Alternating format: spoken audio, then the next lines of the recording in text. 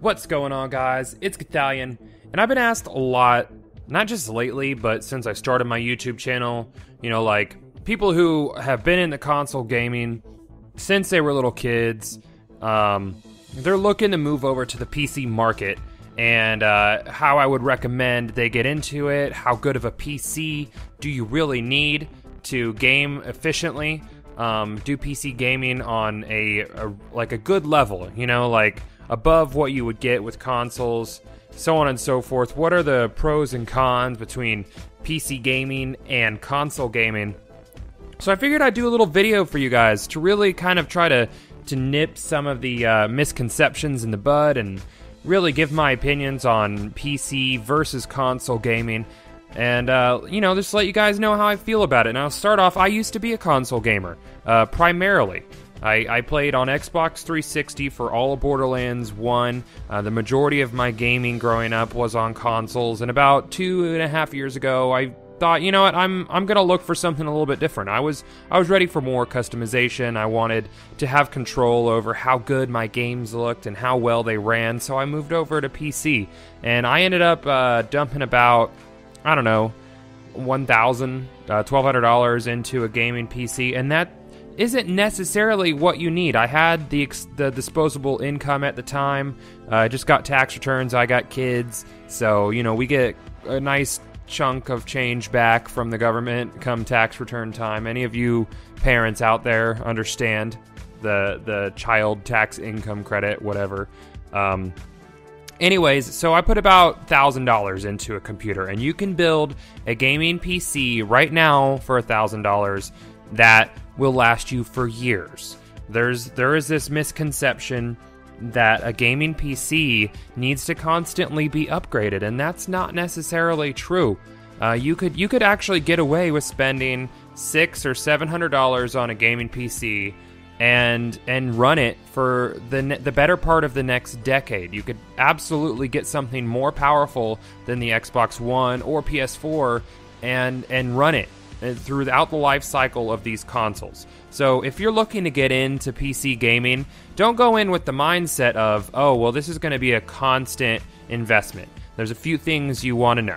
As long as you keep up with your system, as long as you're, taking your condensed air and cleaning out the inside once every few months so it doesn't overheat, and you're watching temperatures, and you don't even need to actively monitor temperatures. Just dust the sumbitch out every once in a while, and you're going to be fine. I have never had a computer part fail on me, but that's because I buy quality components. If you're going to get a PC, do your research. You need to know what goes into a PC. If you're buying a pre-built computer, look at the parts that are in it and then research them on Google, and more importantly on Newegg. Newegg will give you a good idea of what parts are good parts and what parts are bad parts. Putting a gaming PC together is like building something with Legos. It is not terribly difficult, and it's not complicated anymore. I mean, you pretty much slap in the motherboard to the case, screw it in. Watch some videos before you do it, though, because you can fuck it up. It's very difficult to fuck it up, but you can. And then you just put in your components, load on the OS to the hard drive, and you're good to go. So really, let's get back to price point. People have asked, how much am I going to spend on a good gaming PC? And like I said, I put $1,000 into mine, and $1,000 plus, you're going to be looking at an enthusiast build computer that's going to run things on Ultra. But if you're only want to run things on medium to high with above console level graphic fidelity, you're looking. You can get away with making a $600 system, but you really need to research your parts first. Don't go for a super cheap GPU. I don't know much about AMD and what the equivalents are, but on the NVIDIA GPUs, you're going to want to get the, whatever the mid upper tier is, so the 60s, because they pretty much go in, hundreds, teens, and that's where, your current generation would be it's the 700 series. And then the tier that you wanted that is the 60s. So the 760 or above is where you want to go if you're in that generation, or when the 800 series comes out, the 860 or above. Say the 870 which isn't out yet, but we'll go back to 7. So 770, 780, and the Titan are the enthusiast builds. Those are the upper end. And you really stop to get performance for dollar after the 70 tier. But you get a really nice sweet spot in that 60 and 70 tier, so that's really what you want to focus on.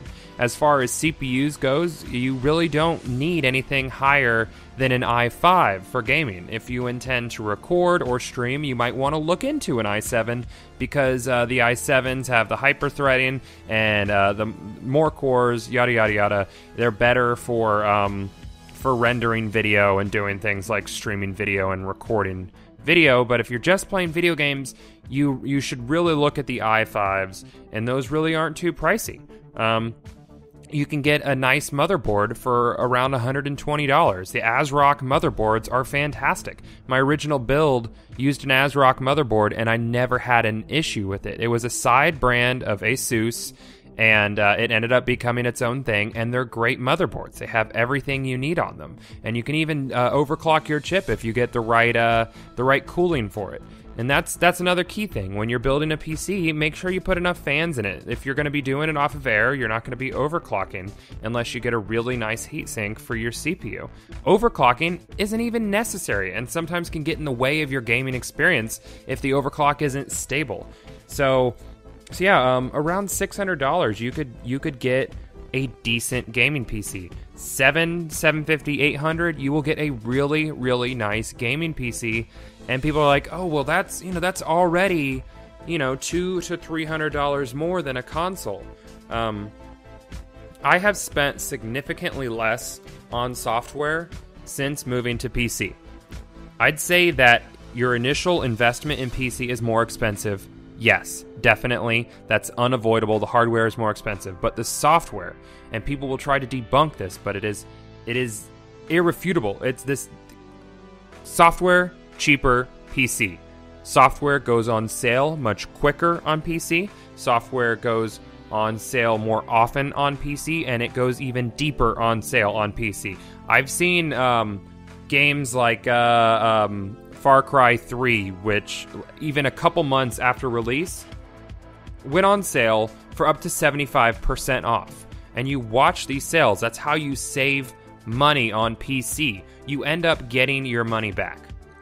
So that's really my outline towards PC gaming. Really aim at that sweet spot of midline, and you'll have a great gaming experience throughout a console generation. And people are going to hear this and they're going to think, oh, well, Gothalion is shitting all over consoles. He doesn't like consoles. I do like consoles. I have an Xbox One. I have a PS4. I don't play them that often because there's really not a lot of software on it. But it's also, you can't argue that the experience is simpler on consoles. You put in your game, it works generally. Though now we're seeing more of a practice of patching games and updates coming to consoles, and consoles are becoming more like PCs, but it's still a slightly more simple process. But you don't have that flexibility. But if you're just looking for something that's plug and play and go for it, I'd get one of the consoles. Honestly, I like the PS4 more than I like the Xbox One, but there's a lot of software coming for the Xbox One that I'm a fan of. I'm really going to be getting into Project Spark when it comes out. That looks really intriguing. On the PS4, I'm obviously going to be playing Destiny on that because there's going to be exclusive PlayStation content, and the beta comes out first on PlayStation. Xbox One, the TV features, a lot of people laugh at it. The Kinect features, a lot of people hate it. But this is what sets the console apart. And I give Microsoft a lot of props for doing what they've done with Xbox One. And I give them a lot of credit for what they originally tried to do. But the public backlash was really it was really negative towards the Xbox One with the always online. But that really could have allowed for some neat things from developers. And I think it's an absolute shame that got taken away because it made the Xbox One more than Xbox 360 2, which is what it essentially is right now. So I'll go ahead and say if you're choosing between the two consoles, I would go with the PS4 because it is the better hardware.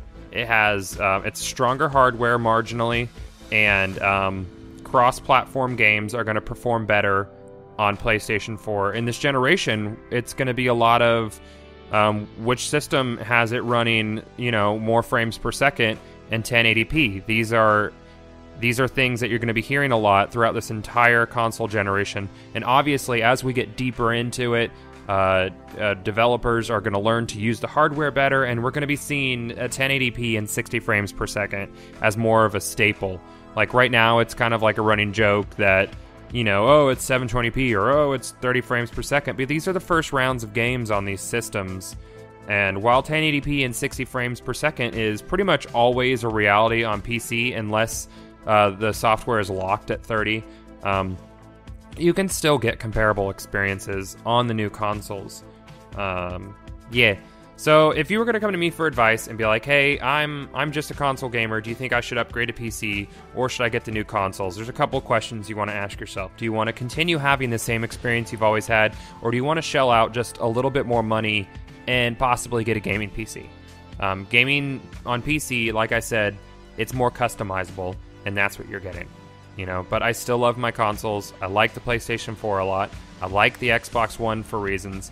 And I don't like it when people shit on these consoles without even owning them, because they both offer something. And I think there's nothing worse in this world of gaming than elitism based off of just wrong perceptions of products. I don't like it when people who play consoles bash on PCs because certain sects of people are fucktards and come out and be like, oh, well, we're superior. Well, touting superiority makes you an asshole, and you're just an asshole. Stop being a dick about it.